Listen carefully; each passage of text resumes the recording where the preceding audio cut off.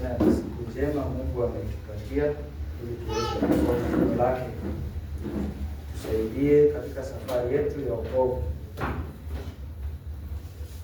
Masomo yetu ya leo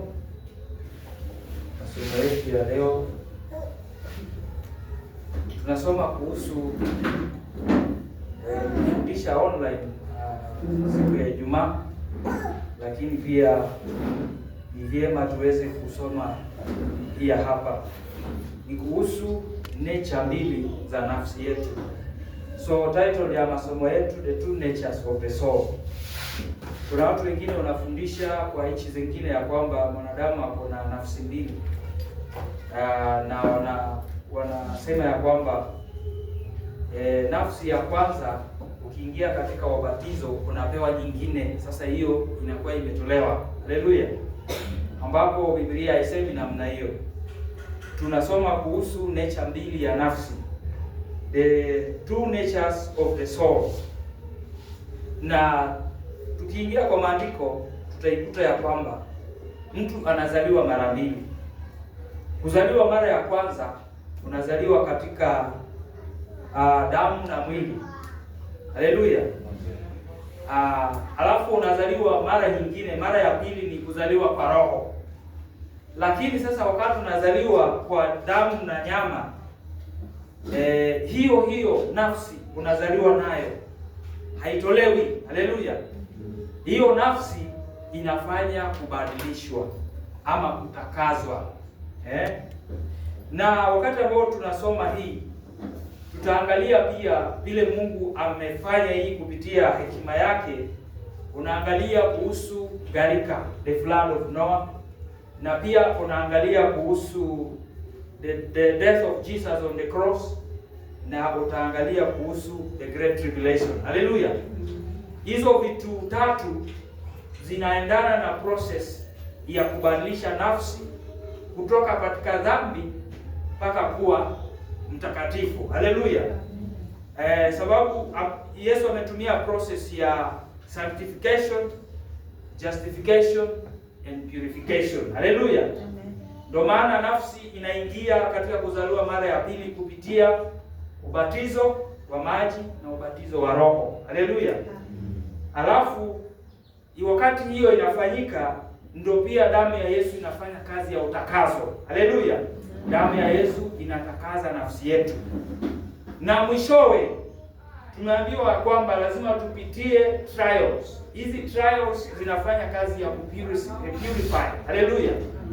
Sasa nataka tusome katika kitabu cha James, the book of James. James, tunasoma moja. The book of James 1, and we want to read verse 21. Verse 21 says, "Wherefore lay apart all filthiness and superfluity of naughtiness, and receive with meekness the engrafted word, which is able to save your souls." Hallelujah. And he's talking about the word, and all of you understand the word is the Lord Jesus Christ. He's able to save our soul. So the soul that is being saved is the one which was born in flesh and blood. Being born in flesh and blood is born in weakness, is born in sin, is born in unbelief, is born into perdition. Hallelujah. But now Jesus comes, who is the Word, and with power to save this soul from perdition.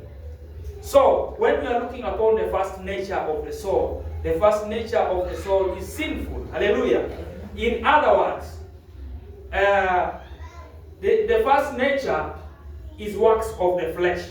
And we do know, nobody teaches the children how to do sin. Hallelujah.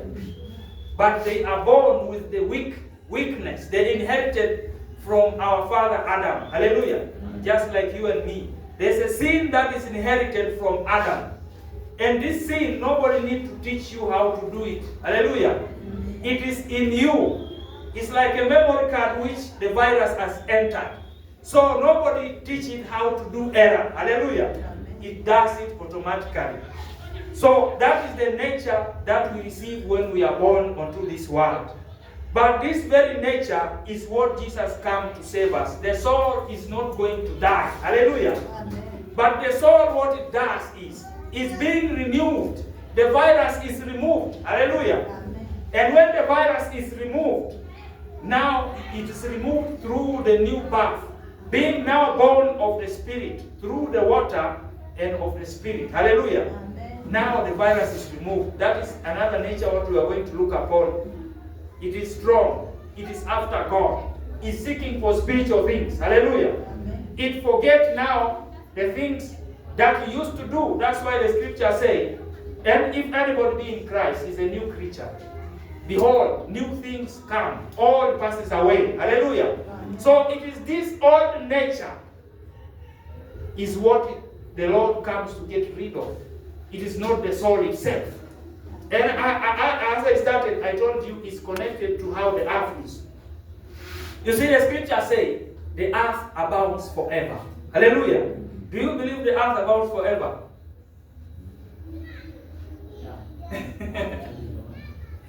Yeah? How? We are going to talk about that. The earth abounds forever.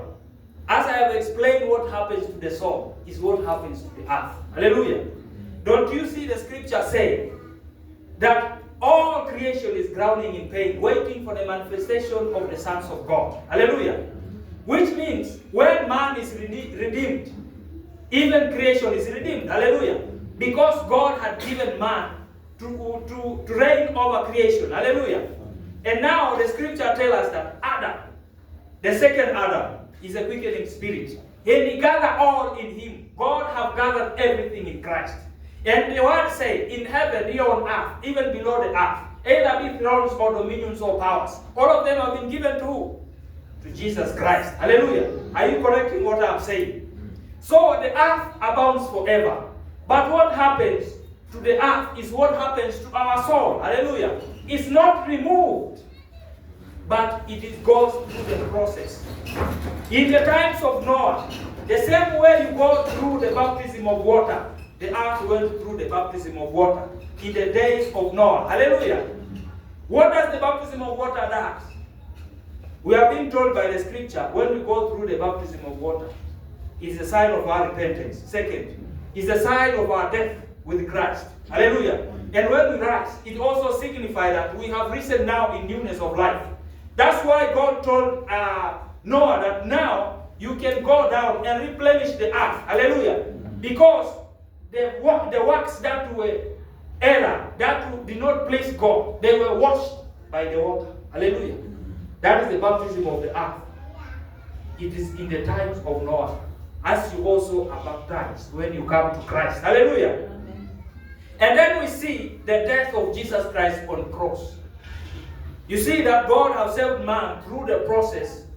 1, sanctification. 2, justification. 3, purification. Hallelujah. So your soul must go through that. The same to the earth, which abounds forever. It went through the sanctification through the water. Hallelujah.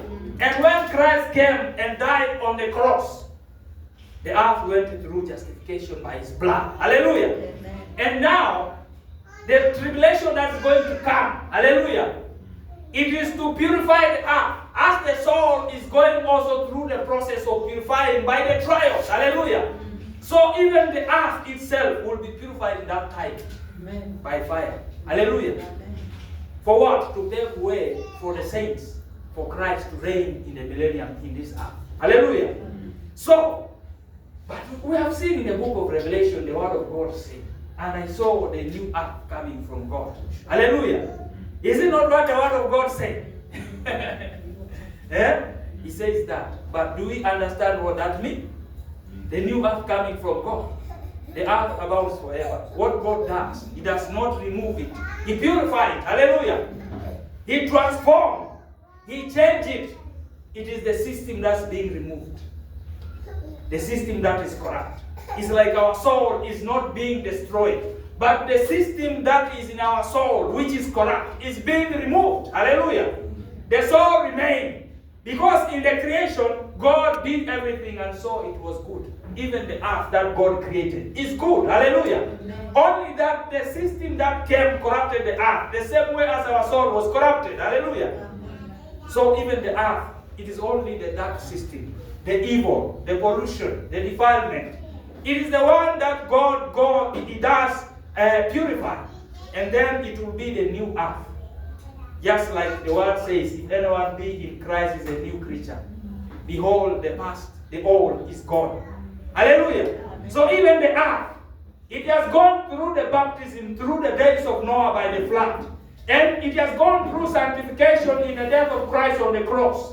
And then in the times of the Great Tribulation where the fire of Armageddon will come, the earth will be purified. Therefore, the old will be passed away and the new begins. That's what it means by the new earth. Hallelujah. Amen. And men still will live on earth because God had created the earth for men to live on. Hallelujah. Amen. We are going to look upon all of those things. But what I am focusing most is the two natures which still are in conflict. Hallelujah. Today in the church, the old nature still bother the people of God. Then what are we supposed to do? Hallelujah. This old nature, as long as you are alive, it will still bother you. But what does the scripture say? You should not submit to it. The scripture says submit to God. Hallelujah. And when you submit to God, you are able to conquer this flesh, conquer this body, conquer the old nature, which leads to perdition. And then another thing that I want to point out concerning that, the body or the soul, it becomes like a control tower. Hallelujah. The control tower, only what changes is not the tower, but the one who controls. Hallelujah. Amen. When we were born in our flesh and blood, this nature which is weak, this nature of sin, the controller was the devil. Hallelujah. He controls us through the tradition. He controls us through the culture. He controls us through the philosophies of the world. He controls us even by threats. Hallelujah. Amen. Even by death. He controls us in many ways. Even using poison and wars and all those things. But now, when you are born, when you are born again, you remain the same. But what changed is the controller. Now Jesus Christ takes control of you. And then he removed the system which the devil was using to control the tower. And he put his own system. Hallelujah. Now the challenge comes for somebody who is born of the Spirit. He still remember the old nature.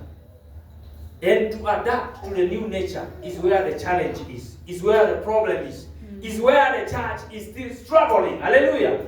As the church still it labors with this old nature. To get rid of this old nature has become a problem to the church. Hallelujah. Amen. And yet Christ is calling us fully to immerse in the new nature that we are being born in. Amen. And how do we do that? We must surrender our heart and say that we don't know anything. And now we are ready to receive again. Just like how a child is born. The child starts putting in knowledge which is given. Hallelujah.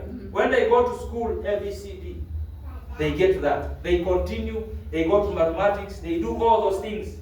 Then they fill their brain with what is on earth. Hallelujah. Amen. So that it will help them live here on earth.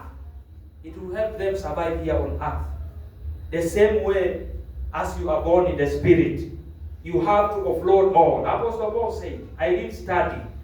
He was in the religion of the Jews and was learned. Hallelujah. But he said that I had to count it all low so I can gain Christ. You can never be wise if you seek to gain Christ. It cannot be possible. If you are wise, you will never gain Christ. With your education that you get from school is different from what we are teaching here. Hallelujah. Amen. You have to come as a learner so that you can get everything in this class of the Holy Spirit. Hallelujah. Paul had to put away his knowledge of religion of the Jews so he can get Christ. Hallelujah. Amen. So even as today, when we come with our old nature, we must abandon everything we learned in the old nature so we can gain Christ in the new nature. Hallelujah. Amen. And we are able to please God in that way. Otherwise, we'll be wasting time. In the book of 1 Peter, chapter 1, verse 22. 1 Peter 1, verse 22. The word of God saying, "Seeing ye have purified your souls in obeying the truth, through the Spirit unto unfeigned love of the brethren, see that ye love one another with pure fervent love." Hallelujah. Amen. A pure heart fervently. That's what they were saying. Now, Apostle Peter is talking about something.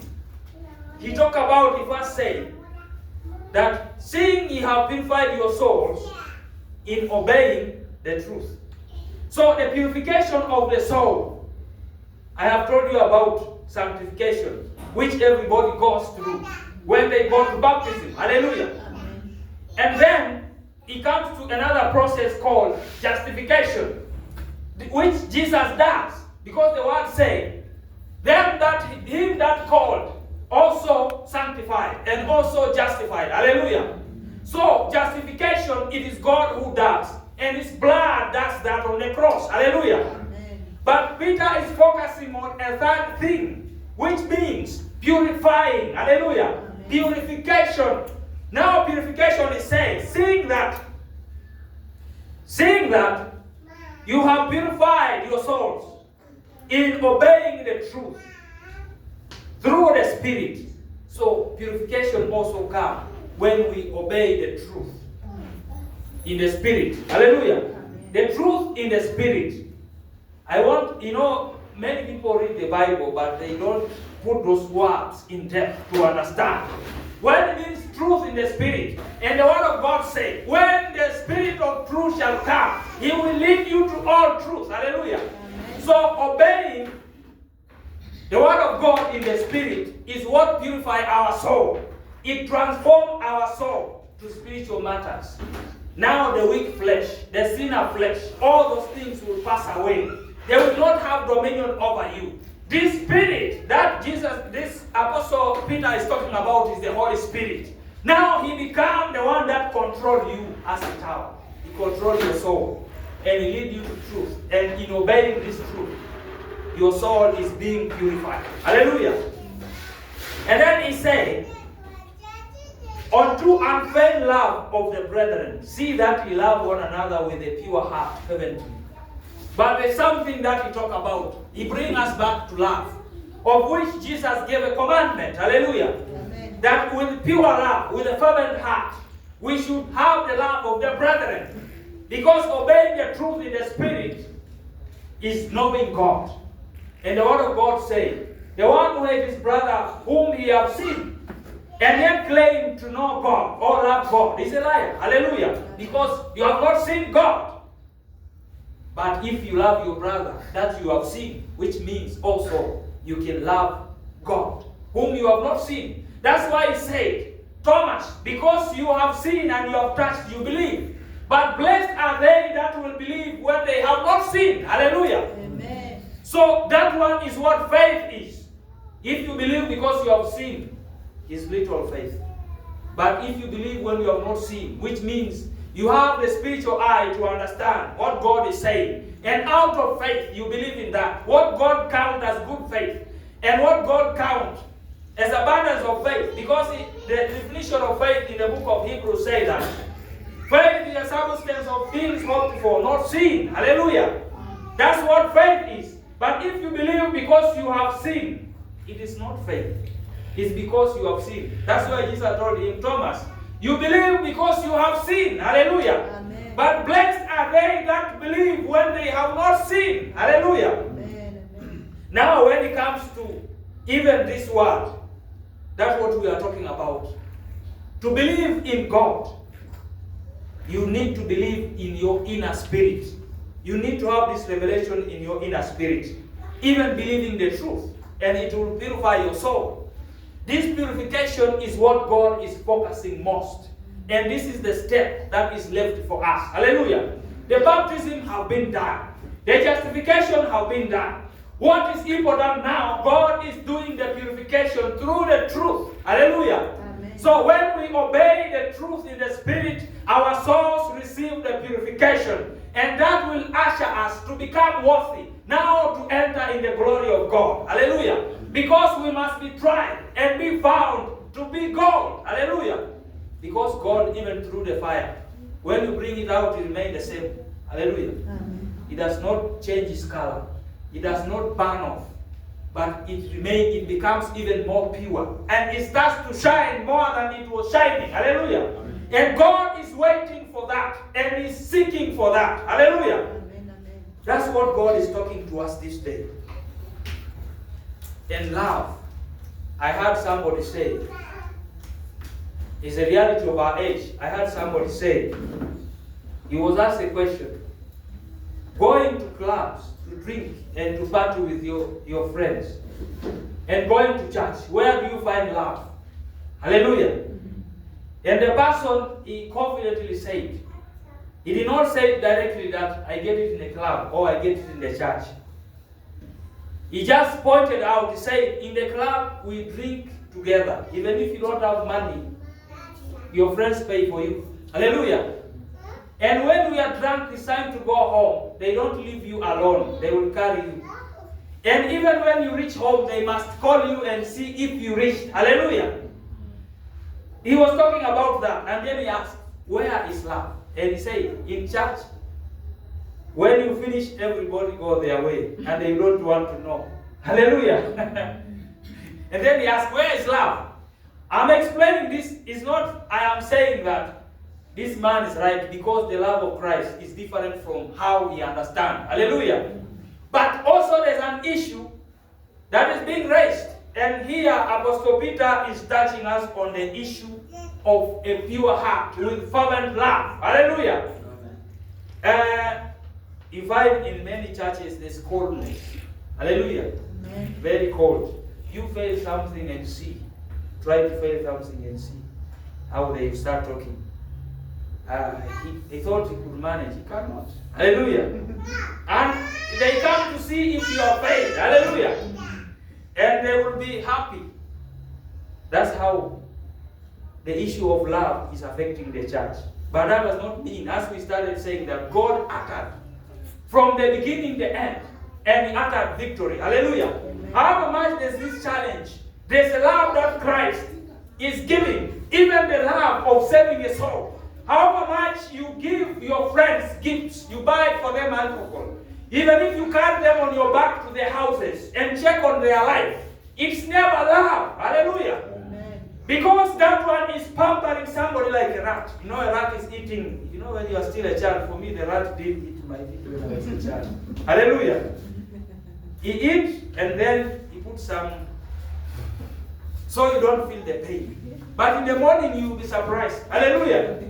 So, even this kind of buying your friends alcohol, doing all those kinds of the things, is never love. You are paying their bills to hell. Hallelujah. In the church, however much we don't care about to know about any other, but we speak a word, which is the word of love. Hallelujah. Amen. And this word can help you as an individual. And if you come to church and you want in church that they will carry you on their backs, the word of God says, blessed is the man that trusts on the Lord. Amen. And cursed is the man that trusts on another man. Hallelujah. Amen. However, man is not justification that love is missing in the church. Amen. Hallelujah. Amen. It's not a justification. Because it's a very commandment that God have given, saying that go and love one another, and by this you'll be known to be my disciples. Hallelujah. Amen. I am pointing out issues that we should respond in our faith. We must love one another. That's what Jesus have given. But also, we cannot be buying gifts to other people going to hell. We have to tell them the truth. Mm-hmm. That's what Jesus called love. And he did lay himself for us and have spoken the absolute truth that is able to save us. That's why here Apostle Peter is saying that now I see you have purified your souls through obeying the truth in the Spirit. Hallelujah. Amen. In that way, that's what Jesus called love, even with a pure heart. Because I cannot be pampering somebody when I know they are going to hell. And I'm even paying for their ticket to hell. What will I tell God? I have to tell them the truth with a pure heart. Hallelujah. Amen. So that they can also be purified through the very truth of the Spirit. Hallelujah. Amen. And receive that. And God will be glorified. He will be glorified because He wants to be glorified in men. Hallelujah. Amen. Especially the men that are serving, the men that have believed in His name or His word. He wants to be glorified. Hallelujah. And today, many people are having a hard time on this. But God loves us and He explained these things even up to this day, that we may not miss out on that. Hallelujah. Amen. In the book of Hebrews, chapter 10 and verse 39, the word of God says, "But we are not of them who draw back unto perdition, but of them that believe to the saving of the soul." Hallelujah. You know, before we were in the road going to perdition, when we were in the world, when we were sinners, when we were partaking in the old nature. Hallelujah. Amen. But now, we have been called to the fellowship of the Lord Jesus Christ, which leads us to everlasting life. Hallelujah. Amen. And now, we do not belong to that group that is going to perdition, that still operate in the flesh, in the old nature. But we are them that believe in the saving of the soul. Hallelujah. Amen. And the saving of the soul is through the obedience of the truth in spirit to purify it. Hallelujah. Amen. We don't draw back. We move forward. We have this hope of receiving the salvation of our soul at the end. So, we must deal with this because you are the testament of your own soul. And you know that as long as you are alive, the old nature bothers you. Hallelujah. Everywhere you go, it will bother you. And the enemy knows about that. And he has put all kinds of pressure and all distractions and instruments in every place. Hallelujah. Amen. So that wherever you go, he wants to awaken the old nature. Hallelujah. So that it may rise again and surpass the new nature that you have received. The enemy knows that.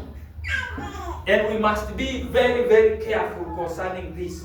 The old nature still bother you as long as you are alive. But the word of God tells you never to submit to the old nature. But you should submit to the Lord Jesus Christ. Because now He continues to renew your mind in His own image. Hallelujah. Amen. The word of God does not say, when you are a new creation in Christ Jesus, temptation will not come. The old nature will not bother you. No. And anybody who lives his life pretending, now I am born again, I am new in Christ. Therefore, the old nature is not there anymore. You are alive. And you are lying. And not being sincere with yourself, you will find yourself back in the old nature. Hallelujah. But anyone who understands that in my old nature, I used to live like this and this and this. However, God have loved me and have called me to His fellowship. I am born to the new nature. Therefore, that's what I submit to. Because even when you're in your old nature, you had seen the things that were in the new nature, the ways of God. But you were still submitting to the old nature, which you were bound to. Hallelujah. Now, because Christ has put you in His hand, you are called to submit to Him. Whatever is coming your way, it must come as long as you are alive. But you are not told to obey it.